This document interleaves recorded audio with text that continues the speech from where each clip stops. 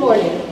Throughout my life, I have been on countless trips with my family, all of which are a fantastic collage of memories, which have taught me to focus my life on the journey and not the destination. One of our most recent trips with my grandma was taking her up to one of her favorite places, Mackinac Island, and then further north to stay in a town called Paradise. Spoiler alert, it is anything but. Yet, we love it. Paradise is in the middle of nowhere by Tequamatum Falls on the shore of Lake Superior and within sight of Ontario, Canada. It was on this trip to Paradise I had a realization. The beauty of travel is learning to enjoy the moment rather than focusing on the destination. John Steinbeck said, "A journey is a person in itself. No two are alike, and all plans, safeguards, policing, and coercion are fruitless." We find that after years of struggle, that we do not take a trip takes us. Lucky for me, I have never stayed home for long, especially during the summer, and we travel as much as we can with my maternal grandmother. My family and I have bonded so much over these trips.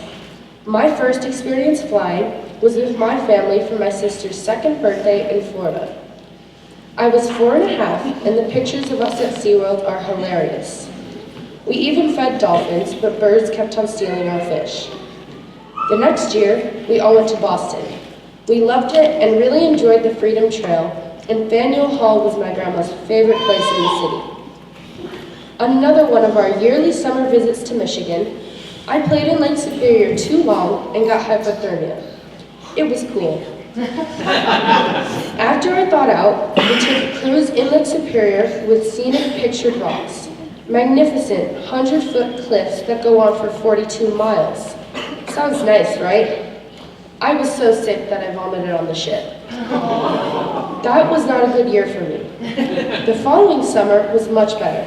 We drove from Connecticut to Wisconsin, where we stayed for a few days to visit the Apostle Islands to ride our bikes.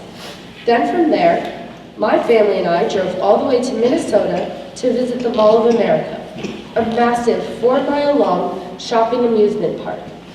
Spending half a day in the car was definitely worth it. At 6 and 8 years old, my sister and I loved the life-size replica of the Barbie house and the rides at the Nickelodeon theme park.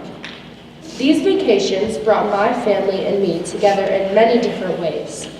Whether it was playing in the water, sleeping in a hotel room together, all of our journeys trips have taught me ways to interact with my family, friends, and everyone else in my life. They also taught me never to stay in a freezing lake for too long. You never know what to expect during any trip that you plan. You always want to make it perfect and have a relaxing time, but sometimes it just doesn't work out. For instance, one year when we were driving overnight to Michigan, my brother fell asleep and his leg hit the gear shift of a rental car. The transmission screeched like the brakes on a freight train, the car lurched, and we had to pull over. Fortunately, it was 2 in the morning and no one was on the road, so we did not get in an accident, which is one of my biggest fears. We made it there safely, but that is a story we laugh about now. One year, when we went to Mackinac Island, we visited a fort and rode our bikes around the 8-mile island for 3 days. Another example of when we didn't expect something to happen was when my grandmother, who recently had to use a scooter to travel around the island, got scared because the horses on the island were coming towards her, and she turned too quickly and almost broke her foot.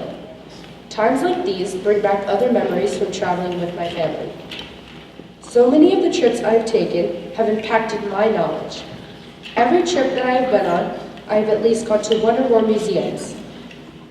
At first, I thought it might be boring to visit a farm or a museum, but then I realized that I can have fun and enjoy the time that I have with my family instead of thinking about how dull it would be. These trips brought me closer to my family because we would have a blast learning new things together. One year, we went to Chicago and Springfield, Illinois, where we visited Abraham Lincoln's house to learn about his time as president and the Civil War. I encourage all of you to get out of your home and your comfort zone and be open-minded when traveling with your family.